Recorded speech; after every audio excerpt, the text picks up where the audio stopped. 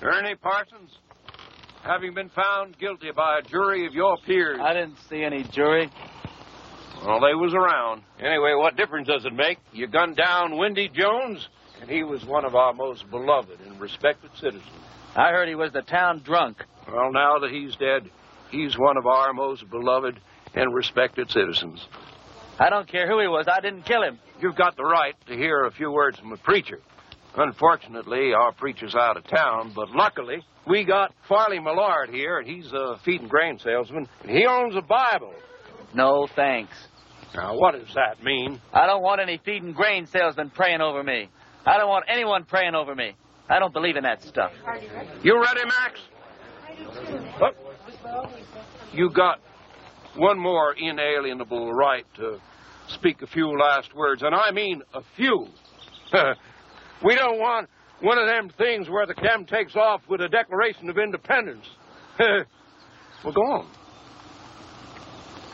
Well, I'd just like to say that this is the lousiest town that I've ever been in. Well, I've met a better class folk in a San Francisco opium parlor. Drunken pool hall bum would be considered too high tone for these parts. And as for your system of justice, well... That's enough. You see what I mean? He was just one breath away from the Declaration. All right, Max. Don't do it! Don't do it! Don't do it! Don't do it! Ed Loach just confessed. He killed Wendy in a drunken barroom brawl about a pregnant Indian squaw. Ed claims Wendy was the father and that he was acting as the avenging angel. Wendy was going to be the father or something? That's what Ed says. All right. On time. Giving his gun.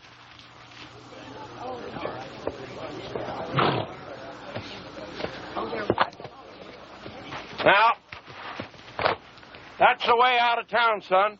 Take it, keep on going, and don't you never come back.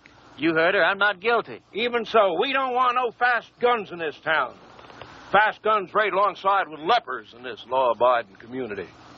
Can I ride back to town long enough to get some food? That's the way out, son. Don't press your luck.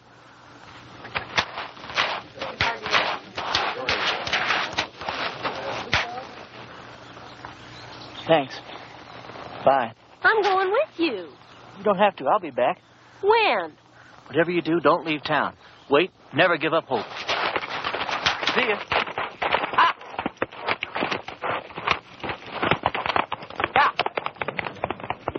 Well, if I'd have known he was going to act like that, I never would have lied for him. What? You would have never... What? I don't care. I thought he was cute. There ain't a man around here I'd have as a gift. And he took a bath every so often besides. After him!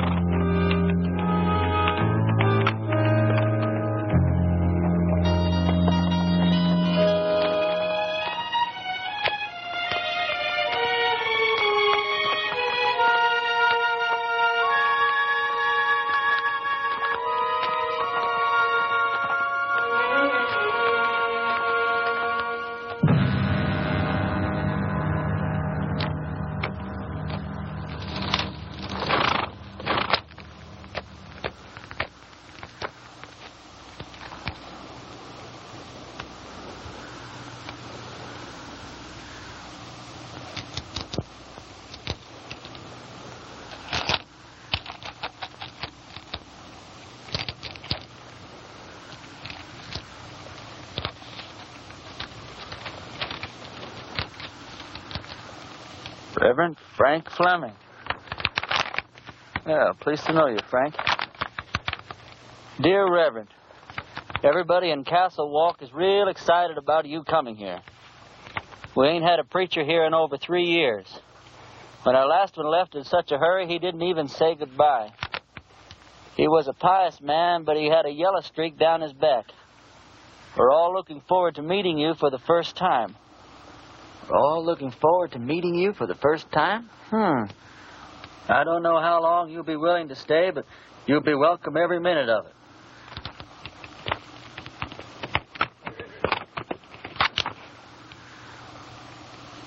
You the preacher's horse?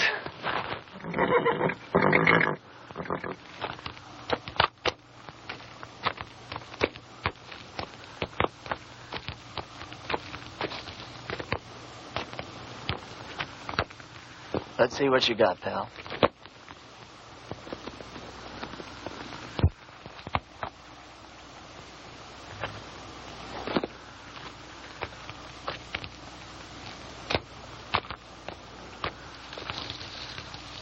Frank, if ever I catch the guy who did you in, I'll take care of him for you. In the meantime, I'm going to need your clothes and your horse. I got a posse after me for something I didn't do.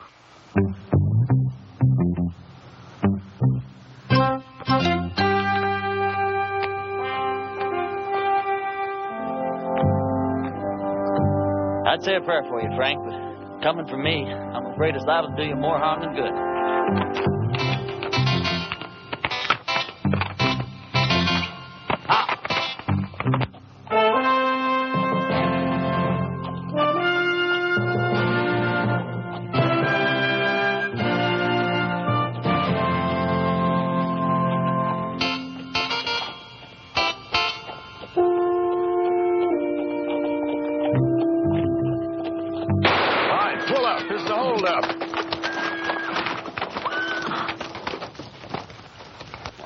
Preacher, Percy. Sorry about that there, Parson, but we're a little too far off to catch that there caller. Is there anything we can do for you, Reverend? Either of you boys ever heard of a town called Castle Walk? Why, yeah, it's in Arizona. Sure ain't much of a town, though. How far is it from here? Oh, about 150 miles. It's over yonder in that direction. How's your church attendance been lately, boys? You boys see that branch over there? Yes, sir.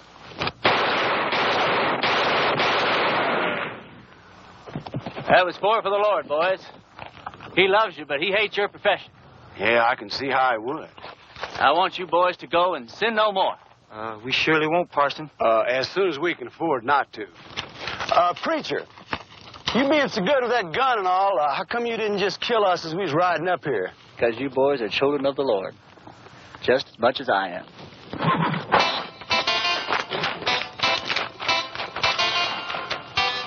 Children of the Lord, huh?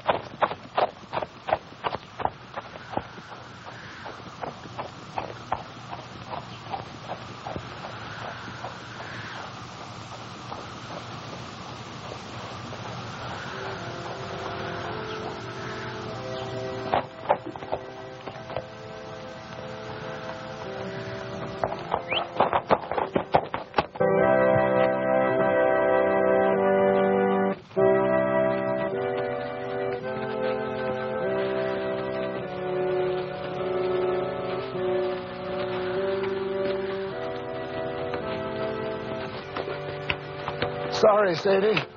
Didn't have the time to dig it no deeper. Well, I guess we better just put him in the ground and get it over with. All right. Without even a few words? Mr. Ross didn't say nothing about no words. Said we could have a burying. Mr. Ross didn't say nothing about no words. But Sam was a Christian man. You can't just bury him like a wild dog. Can't we stand up to Mr. Ross just this once? You're leaving here after the burial. We got to stay here and live with him. All right, let's get going.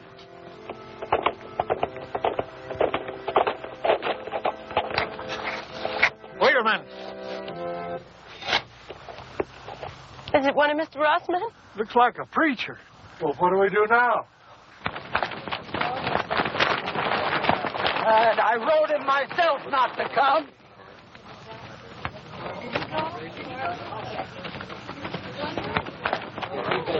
Thank God you're here, Reverend. I've got many receptions in my life, ma'am. Yours is almost unique. We were going to have to bury my husband without any proper words being said. But now that you're here... You, the Reverend Frank Fleming? That's right. I wrote you a letter telling you not to come. No, you wrote me a letter welcoming me to Castle Walk. I wrote you that letter. Yeah, but things changed. First, Mr. Ross said it was all right for us to have a preacher, and then Mr. Ross changed his mind. Gentlemen, what the hell is going on here? Reverend! Hell is a word that came straight from the Bible, folks. And all I know is we've got a heartbroken little widow here. You did say you were the widow? And these are my children.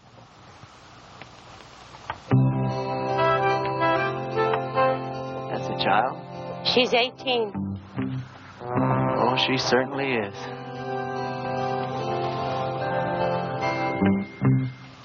Well, first order of business as I see it is to get this poor man put decently into the ground.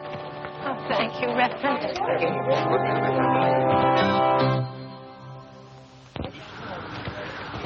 Oh, I don't know what Mr. Ross is going to say about this. I haven't been here 5 minutes, and I'm already sick to death of Mr. Ross. Come on, let's bow our heads. Don't you have a Bible, Reverend? Oh, I probably do in my saddlebag. Here, you can borrow mine, Reverend. The deceased was probably a simple man, so I'll just say a few simple words of my own, not bother to dip into the Bible today. As you all know, it's ashes to ashes and dust to dust, which may not sound like the best deal in the world, but it's the only deal you're ever going to get, so you might as well learn to live with it. I didn't know the late deceased, but some of the works he left behind are mighty impressive.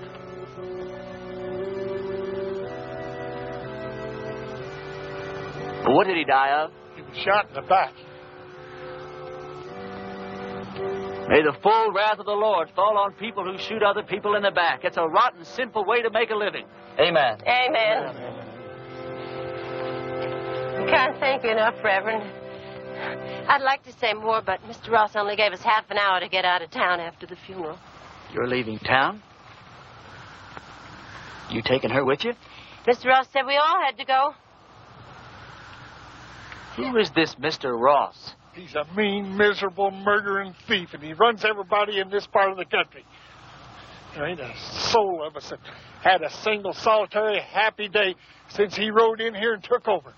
He's going to hear every word that you said. Yeah, and he'll probably kill me. But at least I got to say something that should have been said before I die. Why is he running this woman out of town? My husband, Sam, was the only man in these parts to stand up to Mr. Ross. So he had Sam killed.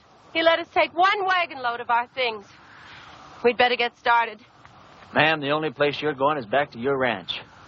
I'm sure with the help of all these fine citizens that we can make Mr. Ross see the error of his ways.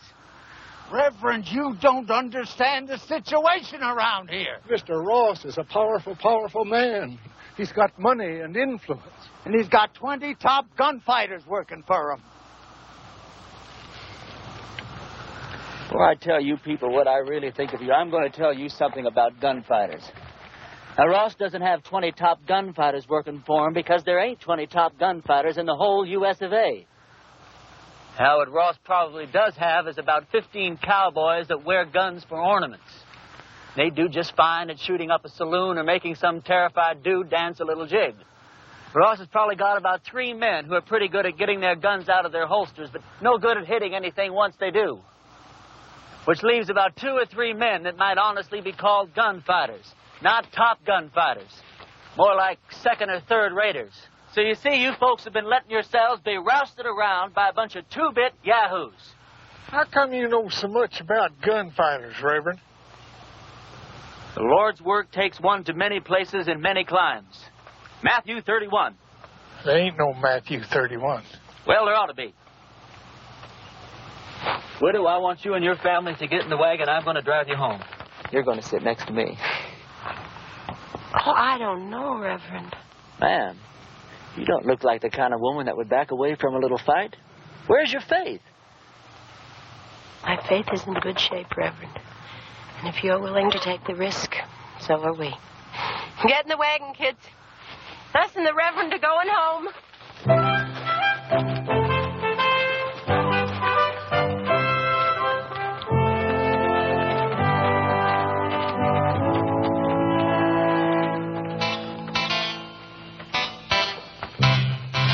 The lives of this family will be on your soul, Reverend. Reverend. Yeah.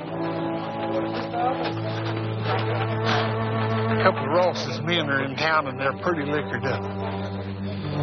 That was their first mistake.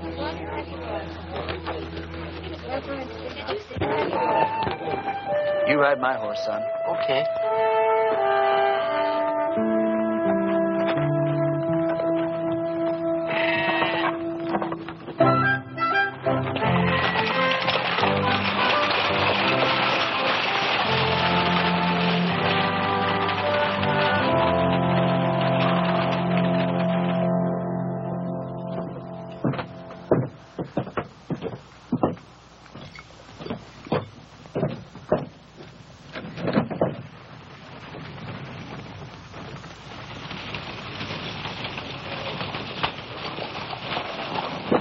Hey, let's go have some fun.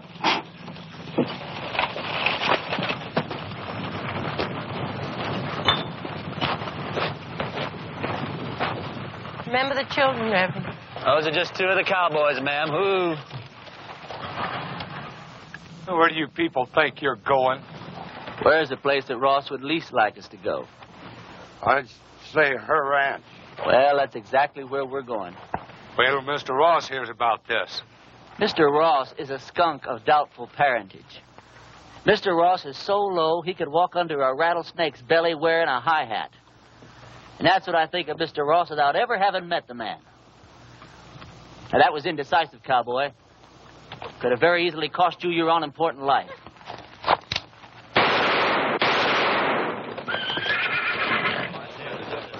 Those could have just as easily been your ears flying off your head, boys. Well, that's a terrible way for a preacher to act.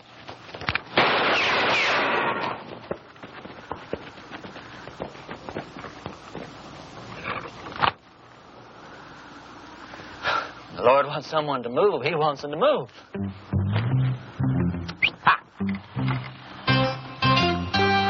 Reverend, my husband Sam would have followed you to hell and back. Don't talk about hell to a sinner, ma'am. You're a sinner? Yeah, we're all sinners. About to be.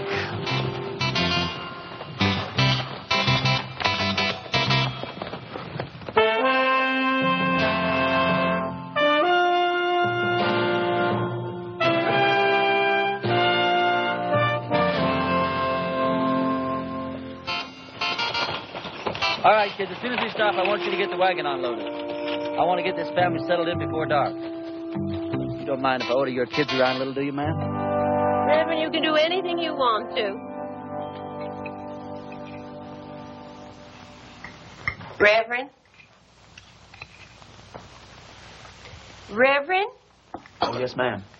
Reverend, this hole in the back of your coat, it looks like a bullet hole. Well, that'd be my guess, ma'am. You guessed? How could a man be shot in the back and not know it? Well, I was carrying that coat over my arm when the shooting took place.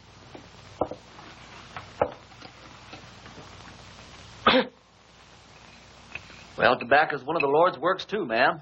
I'll get my things and fix your coat. Do you think Mr. Ross and his men are going to come down and get us tonight? No, not tonight, honey. I'd imagine that Sunday in church would be where he makes his first play. Aren't you scared at all? Well, I'm scared, all right, Sally. But not the kind of scare that'd make me knuckle under to the likes of that Ross.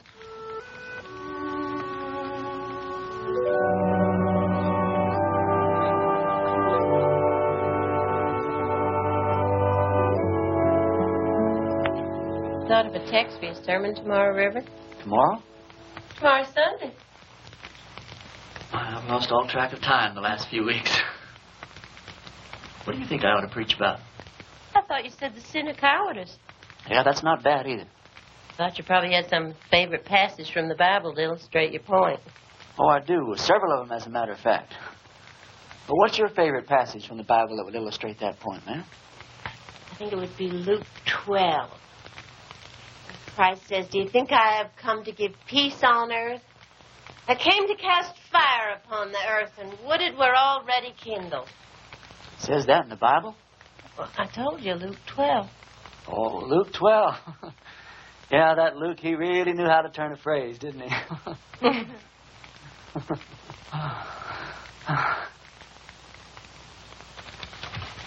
Clean your clothes up for the services. I'd appreciate that. You don't happen to have a Bible around, do you?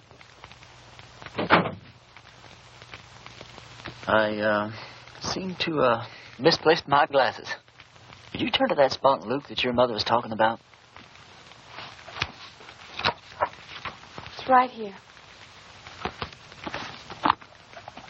You don't wear glasses. You know something, you're right. I don't know what got into me.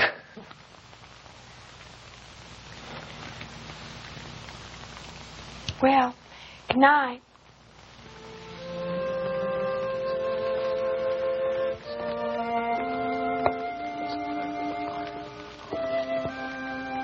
Good night.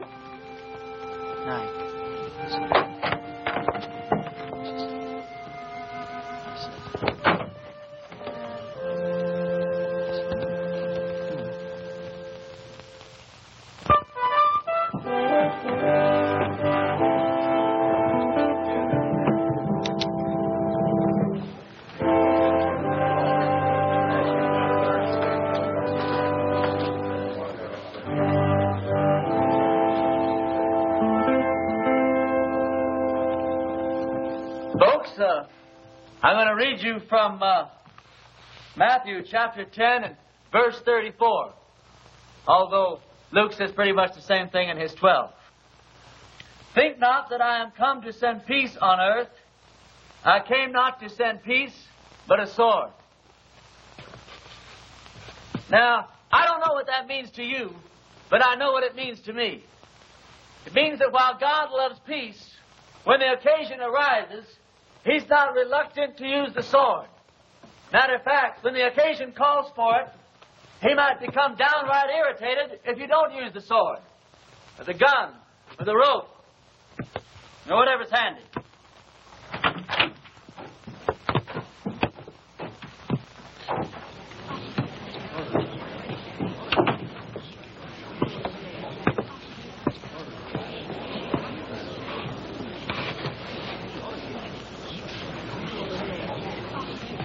Now, you folks have had a cross to bear here lately, and his name is Ross.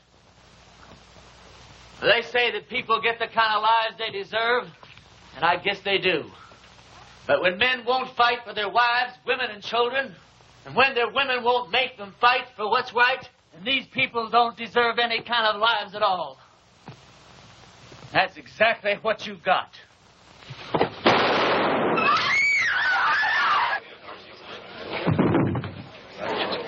Get his gun.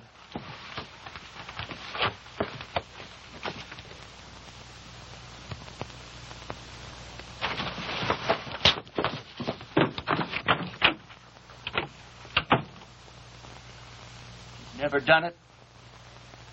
I don't think you could possibly realize what an awful thing it is to kill a man. I don't know who God must be mad at the most. That man for wasting his life at the order of some tin-horn dictator. Me for having to do this thing in his own house. You people haven't quit before the fight even got started. I haven't got the heart for any more church today, that's all.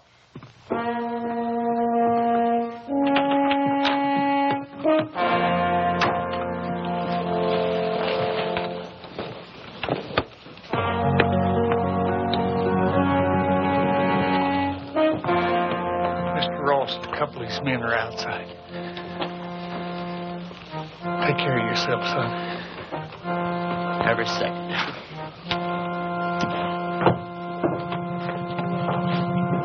Bring that body outside.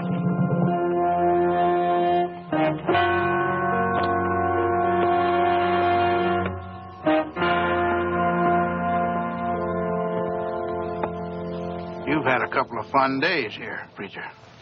Well, I tell you, Ross, The name is Mr. Ross. The name was Mr. Ross. Now, you hear me good, Ross. Either those two men go for their guns.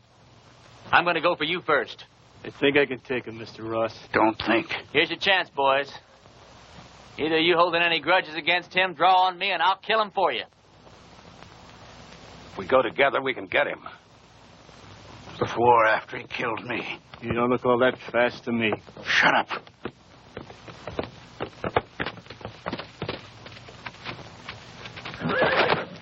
Friend of yours, Ross?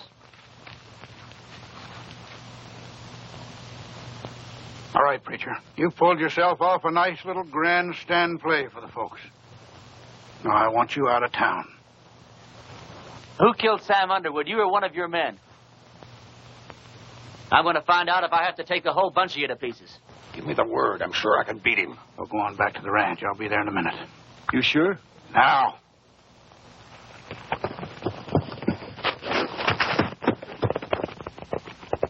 That's the way I like it. Man to man. Do I make the first play or do you?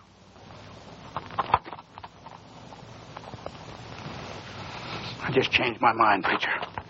I don't want you out of town. I want you right here where I can get you anytime I want you. Service is next Sunday at 10 o'clock, and there's a 4-bit fine for being late.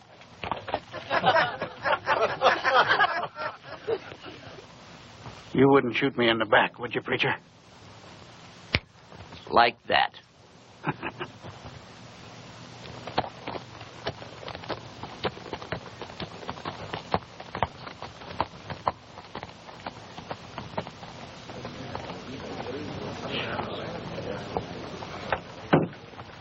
Any of you folks think your preacher doesn't deserve a drink after the events of this morning? Well, we just don't believe in the same God, that's all. Some of you boys plan him, will you? Don't you feel a little strange having a drink with your preacher on a Sunday morning? No. How come? You know, about 10 or 12 years ago, I took a trip up to Cheyenne. Come across this altercation between a 19-year-old kid and one of the top gunslingers in that part of the country at that time.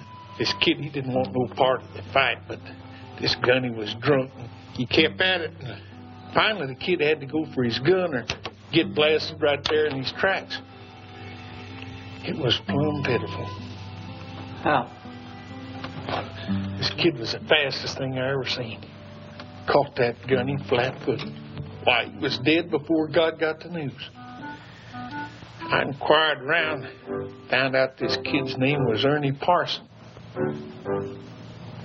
Ernie, what are you doing here in Castle Walk dressed up in that preacher's outfit? It's a wrong guess, Billy. You know, once you've seen a top man handle himself in a gunfight, you never forget one little detail. What are you on for, anyway? Doesn't matter. I didn't do it. They'll hang me just like I did if they catch me. Did you kill Frank Fleming? Oh, of course not. Came across his body in the hills, and he was already dead. I was half starved, no place to go, so I took his clothes and horse and came here. All right. I'll ride back to the ranch, tell the widow and the kids goodbye, and then I'll move on. Wiley, you're the answer to our prayers, Ernie. No, I'm not, Billy. Don't let these clothes fool you. God moves in mysterious ways, boy. Not that mysterious. Look, Billy, what I'd like to know is if I do stick around here, how much help can I count on from these God-fearing people? Almost none. Almost none? None.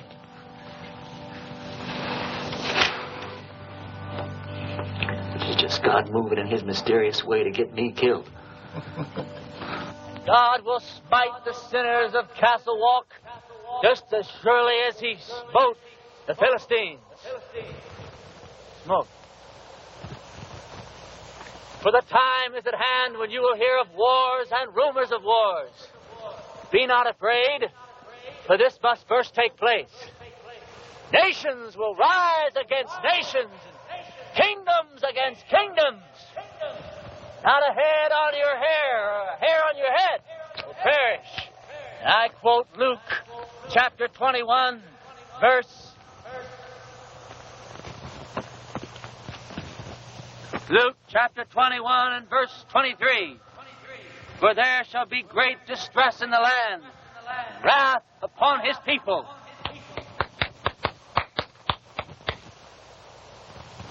I brought you some lunch. I didn't know preachers had to practice. Well, it's either that or watch the collections fall off. Huh? Oh, that's a real bad joke I stole from the Methodists. Oh. Does your mother know you came out here alone? I don't know. Why? Well, you're a very attractive young girl. Almost too young, as a matter of fact. Most of the girls around here are married by the time they're 13 or 14. 13, huh? Well, I'll have to look into that. Why? They're the lucky ones. Even if they don't get a trip to Phoenix out of it. Is that the price of marriage around here, a trip to Phoenix? No, but it sure doesn't hurt. Look, do I have to keep on calling you Reverend? Oh, no. Call me Ernie. Ernie? My full name's Frank Ernest Fleming. All my good friends, they call me Ernie. Is there anything in your faith against marriage? No, not in my faith.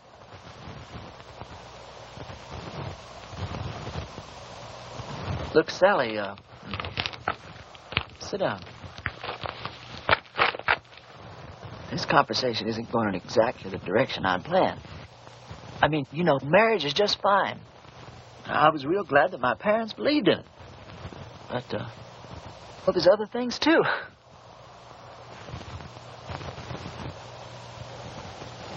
You don't know what I'm talking about, do you? I know what you're talking about.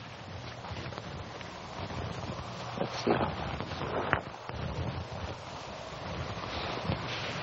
What's the matter? Oh, it's these clothes and this collar. It's just, I'm not going to get anywhere dressed like this. I don't see that it makes much difference. You would if you were dressed like a nun. It's just the wrong outfit for what I had in mind.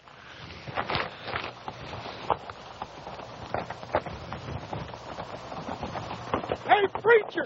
I gotta talk to you! Hi, Sal. Hi. It's real important.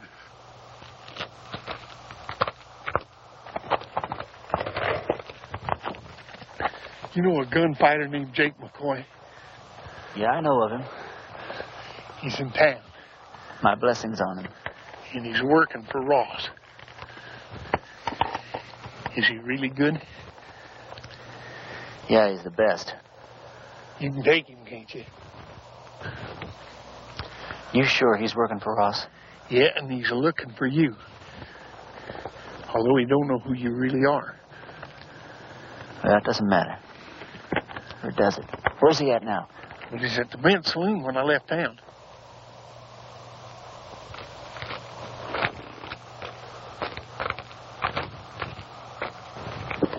You're going to have to ride back to the ranch alone. We didn't get very much accomplished today, did we?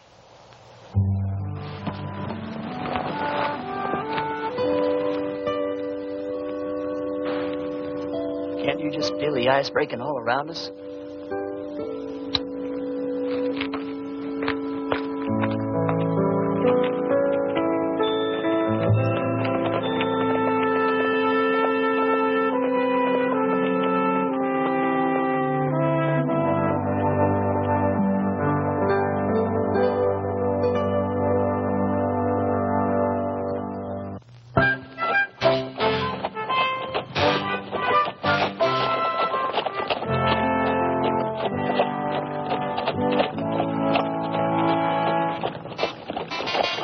Well, this is your last chance to ride on out of here.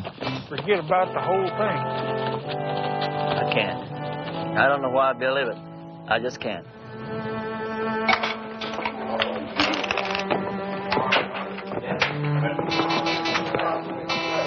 him over yonder by the table.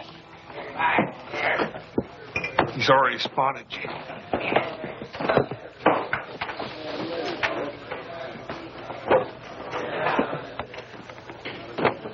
Hello, Jake.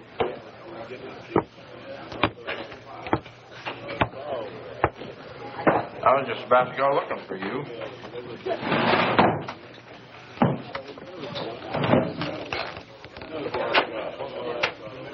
You ever run into Ernie Parsons anymore?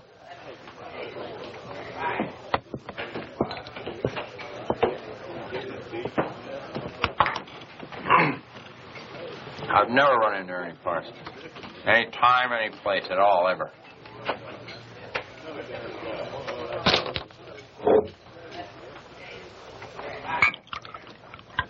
You have now.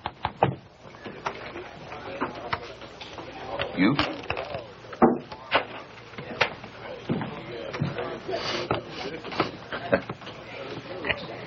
You going to the church? Into hiding for the winter. Oh. I always heard you were kind of smart. I never heard that about you.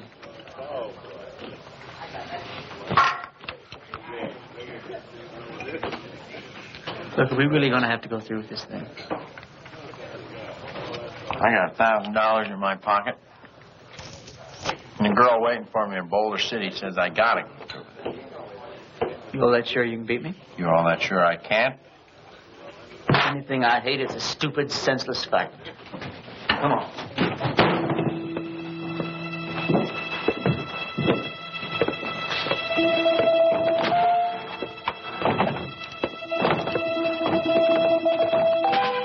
Well, how do you want to do this? Billy, when we get in position, flip a coin. When it hits the ground, we go for our guns, all right? All right. Jake, one of us is going to die, and it's not going to prove a thing. Sure it is, Ernie. It's going to prove which one of us is a fool to call himself a gunfighter.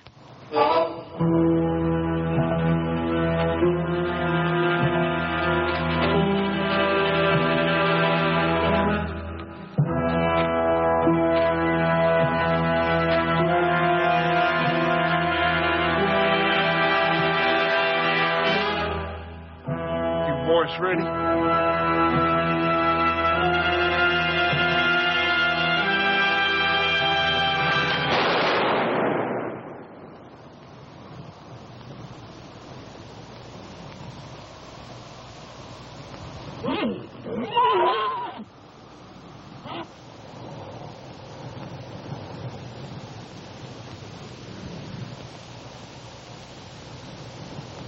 Are you hit? You?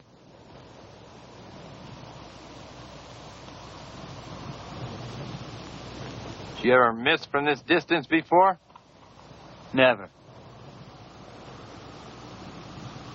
Me either. Want to try again? No. No, I think somebody's trying to tell us something. You put your gun away. I'm going to get on my horse and get out of this place.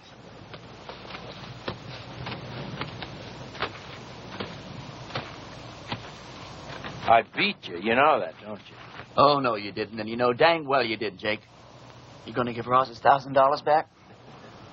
No, I'm late for my date.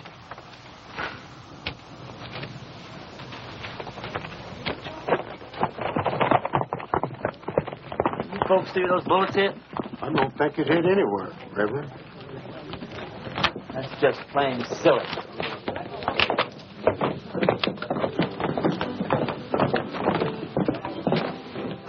Hold on.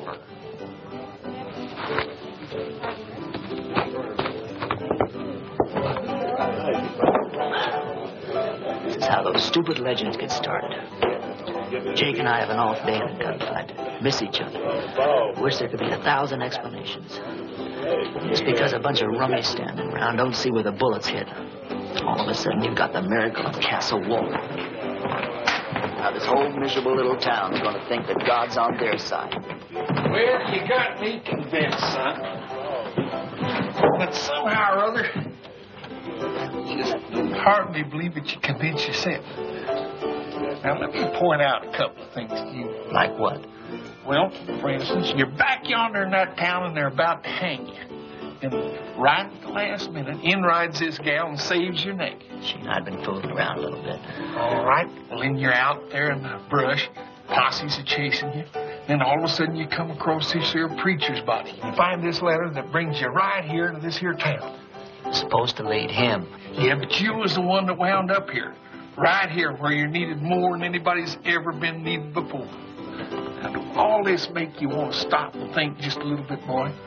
No. I don't want to talk about it.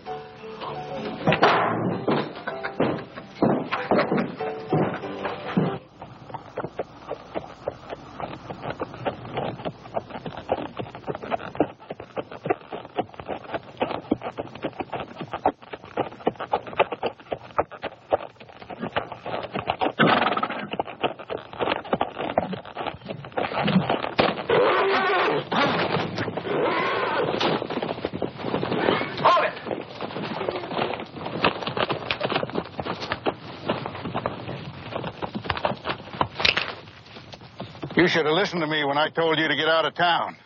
You shouldn't have backed down in front of me the other morning either.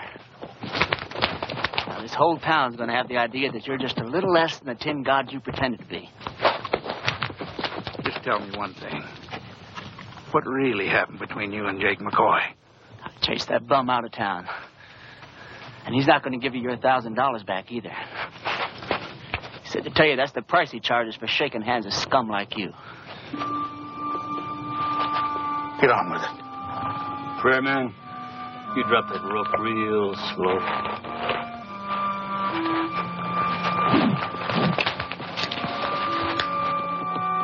Drop it.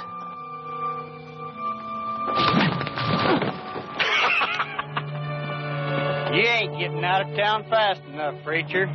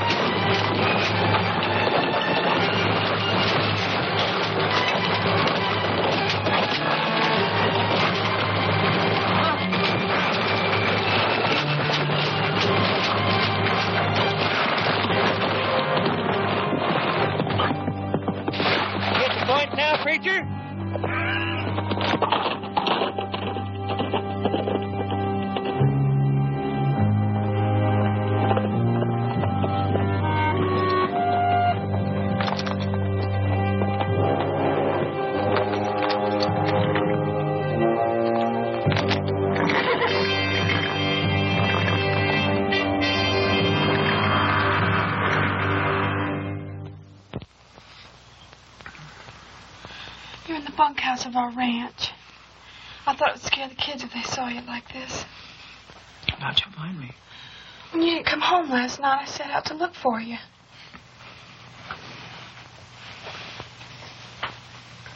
You stripped me down? I'm a ranch girl with brothers. Don't make a big thing out of it. You're something brand new in my life, Sally. Are you strong enough to get up and get dressed and get out of here? Doesn't matter whether I am or not, I've got to do it. You turn your back, Sal. I'm not as advanced in my thinking as you are. Will I ever see you again? Sure, why not? I'm not going far. Well, you have to. When they don't get your body, Mr. Ross will never stop until they find you. Yeah, and this is the first place he'll look. I want you and the kids to go out and dig a grave. Put some kind of a marker on it with my name. Tell Ross you found my body and buried it in the hills. Can I turn around now? Sure. Sally, I don't want anyone to know that I'm alive. I want it to come as a horrible shock to Ross. I want to start giving him trouble in ways he never dreamed of.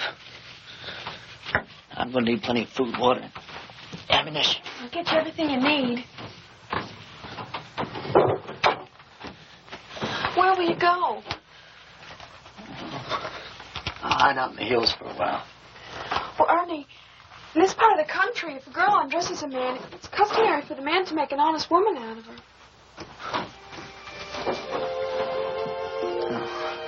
I'm sure that's true in every part of the country. If I live through the next little while, well, we'll have a serious talk about that. What's the matter? Well, just look at the way I look. Well, it's always something, isn't it? You don't like the way you're dressed. You don't like the way you look.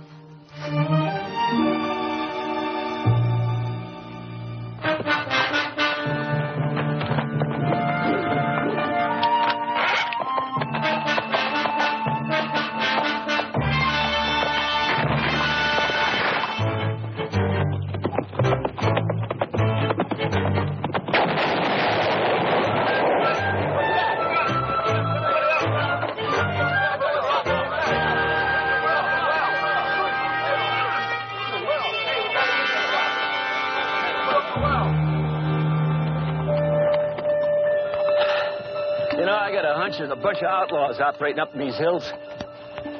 Probably scared old Chet and Harley half to death. Blew up the well, too.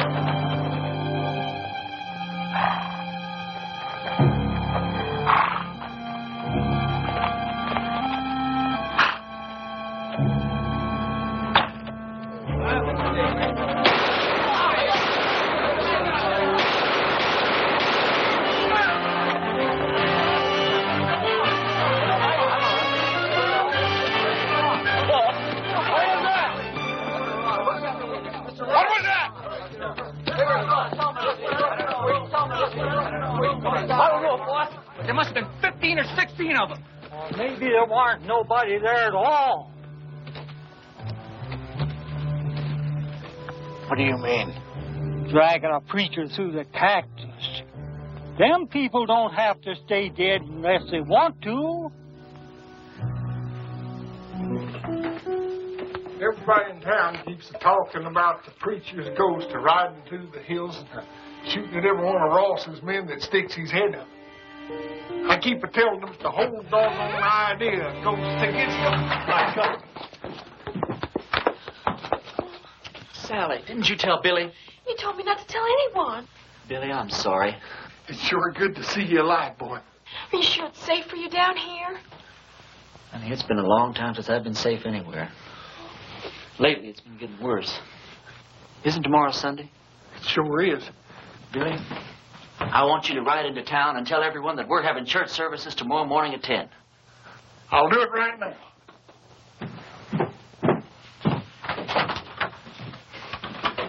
Sally told you our plans, ma'am? Yes. You have any objections? No.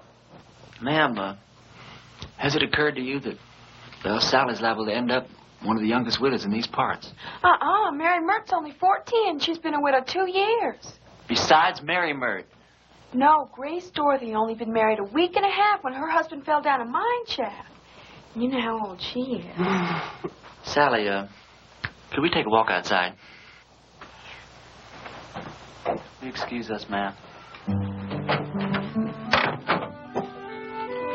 Sally, the reason I brought you out here is, well, one of the reasons. If we're going to be husband and wife, then you've got a right to be in on the decisions that affect the both of us. You understand? Now, if I stay here and fight it out with Ross and his men, the chances are very good that I'll be killed. But on the other hand, we could leave here tonight, get married the very first town we come to, go someplace we both like and settle down and just have a wonderful life for ourselves. It's all up to you, Sally. You just say the word. Well, Mom always said never throw yourself in between a man and what he thinks he's got to do. Well, I won't kid you, Sally. I'm a little disappointed in that answer. No, it's all right. I got the strangest feeling that I've been pointed straight toward this shootout ever since the day I was born. There wasn't a thing in the world I could do about it. Billy says it's God moving in his mysterious way. Me? Well, I just don't know. You very religious, Sally? Why do men have to talk and talk? Can't you be quiet and get on with what you're supposed to be doing? Yes, ma'am.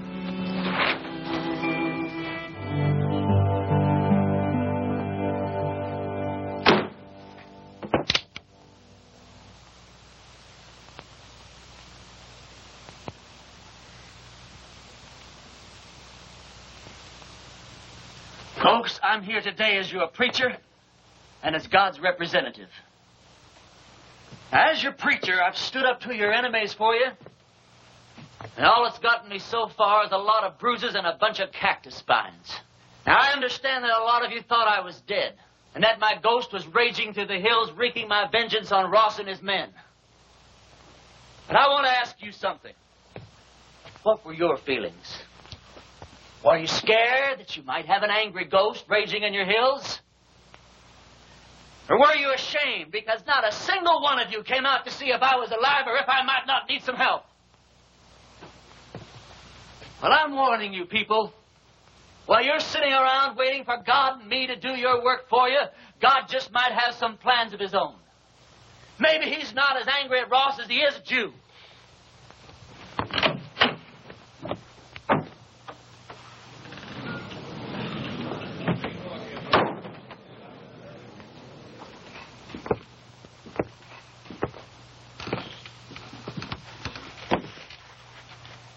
I'm not armed. Billy, go outside. Take a look around. I came alone. Go on, Billy. I just thought it was time that all this foolishness came to an end. We got a new country to build here. We ought to be getting on with it, instead of indulging in all this senseless killing. I won't deny that you've hurt me since you've been here. Several of my men have been killed or wounded. Several more have run off because you scared them half to death. I didn't know I was doing that well. What do you want, Ross? A truce. A chance to get on with our lives. Ross, if you were sitting on a stack of Bibles 10 feet high, I'd bet money that you were lying and I'd win. Well, now, just a minute, Reverend. If Mr. Ross is sincere, and I believe he is, this may be just the moment we've been waiting for. Luther, how could you believe that? I don't believe him for a minute. Now, Sadie. You are going to believe this man after all he's done to you? Jehoshaphat, Reverend. Anybody can make a mistake. If Mr. Ross is man enough to come here, Please. I didn't mean to create any dissension amongst the preacher's flock. Now, you've all heard what I have to say. Think it over.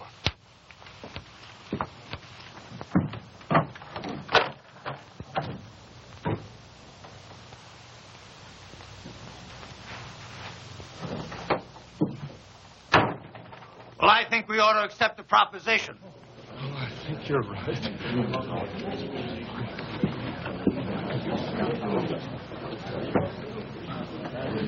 I have an announcement to make. Miss Sally Underwood and I are going to be married tomorrow morning at 11. You're all invited. I don't know. The second the ceremony is over, my wife and I will be leaving this God-forsaken town for good. The ceremony won't take place here in the church. It'll be at the Mint Saloon. You can say what you want about those people at the Mint, but they know why they're there and they do something about it.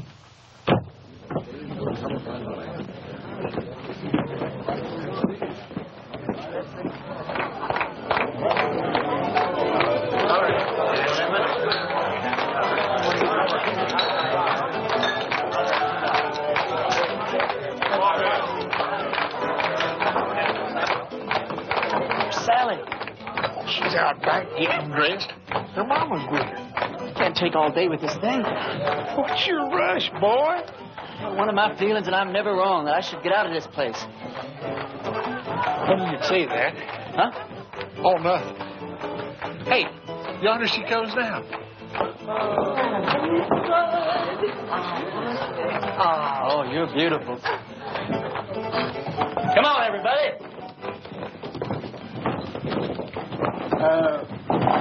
Don't you get the feeling that maybe something's missing here? I mean, who's going to perform the ceremony? You're the only preacher around here. Well, I don't know of any law that says I can't delegate my otherworldly powers. You marry us, Billy. Yes, Billy. I don't know about the legality of all this. Oh, never mind the legality. It's the spirit that counts. Well, Now, I take Sally to be my wedded wife. You go on from there. well, dearly beloved, we're gathered here today to unite this couple of holy... What's that? Reverend, you were right. Ross and his men have bypassed the town, and they're circling around, and they're coming in that way. Please let us down again. Hold it down, hold it down. How many men? I counted 14, including Ross. How long before they get here? Not more than 5 minutes. Well, 5 minutes is plenty of time. Go on with what you were saying, Billy. I'll have to get ready for Ross, otherwise I won't stand a chance. We'll have to finish this thing later. All right, folks, this is it. Now you see how much his word means. Ross and his men are coming into town for just one reason, to get me. Because he knows if he kills me, there won't be enough fight left in the rest of you to hold off a bunch of sick old ladies. This thing works two ways. Now, if I can get Ross first, then his men won't have any reason to go on with the fight. So all I'll need is some of you to keep his men pinned down while I take care of Ross.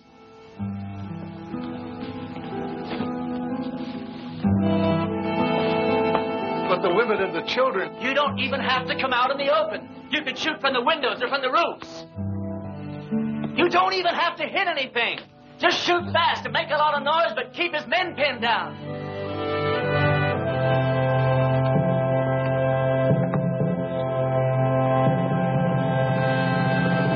Believe it, Reverend, I'm with you. Give Ma and me a couple of rifles. Well, you said we didn't have to hit anything, just make a lot of noise. You don't think I'd take a chance with you, do you? Come on, Billy. Give me the keys to the hardware store.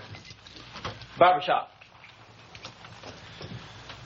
I don't hate you people. I guess you just can't help the way you are. Well, I ain't gonna be that easy on you. Ernie, there's something else that you ought to know about.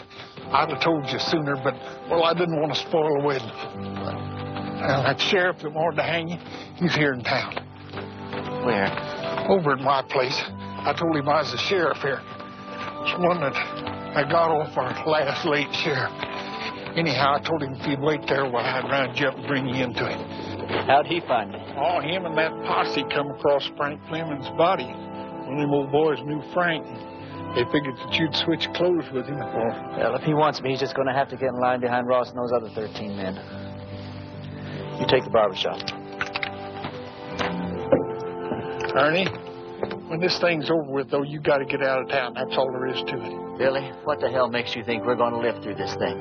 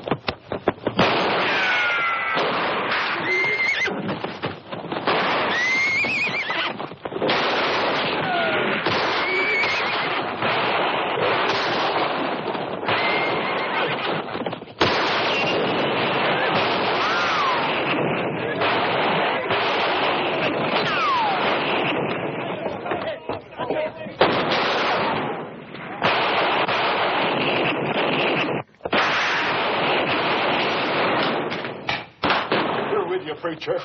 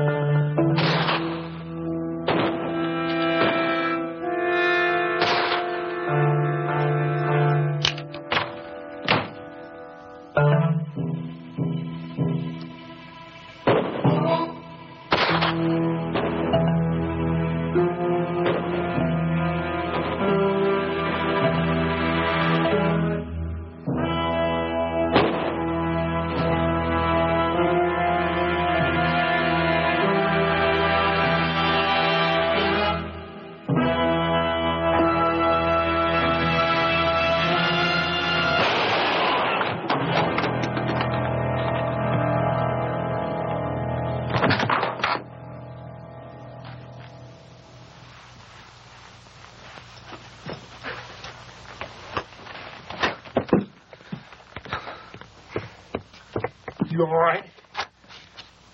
Barely. Listen, all you Ross's men. Ross is dead.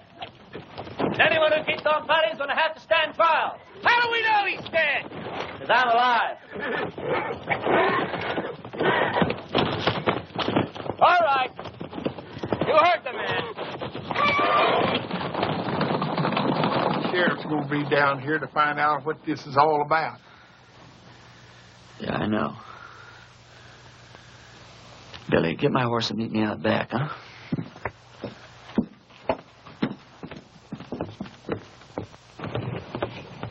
Go over to the men's saloon and tell Sally to meet me back at the ranch. We'll take off from there. No, I ain't going to do it. I'm a dang fool for going along with this thing as far as I have. I ain't going to go no further. What are you talking about? I ain't going to let you run away with that kid. Her not knowing who you are or what you are or what kind of a life she's letting herself in for. You think if I told her everything, she still wouldn't ride away with me? Well, of course she would, Ernie. Because she's 18 and you're her first love. Well, that's good enough for me. Ernie, when that sheriff finds out you've left town, do you suppose that he's just going to give up?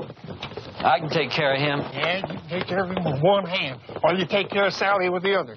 And if something goes wrong, why, she can just stand around with your baby in her and watch you hang. You think I could just ride off without telling her why? I'll tell her. Yeah, then what happens to her? Oh, she'll be tore up for a while, but she's young. She'll get over it in a month or two. Yeah, but I won't get over it in a month or two. I'll get your horse. I'll get it myself.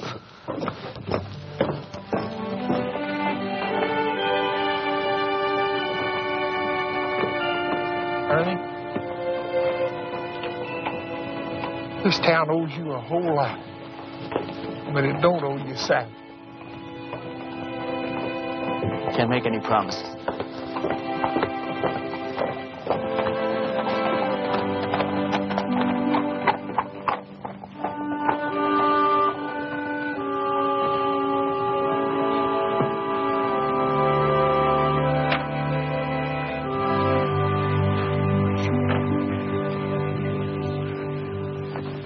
He's all right. He's not hurt, and he'll be here any minute.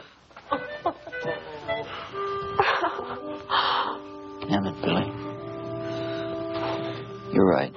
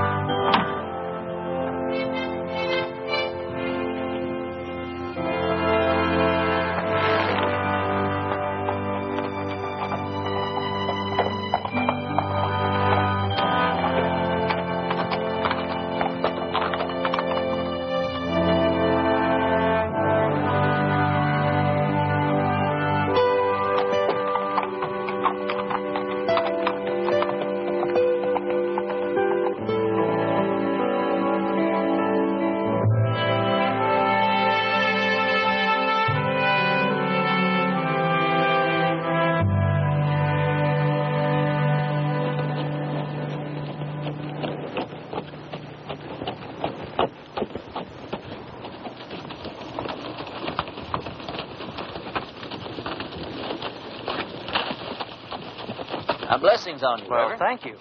Ernie, do I know you? No, I don't think so. How come you know me? Because I know every preacher in this part of the country, and you're not one of them. And I've been hearing about a gunfighter named Ernie Parsons and some interesting goings-on in a town called Castle Walk.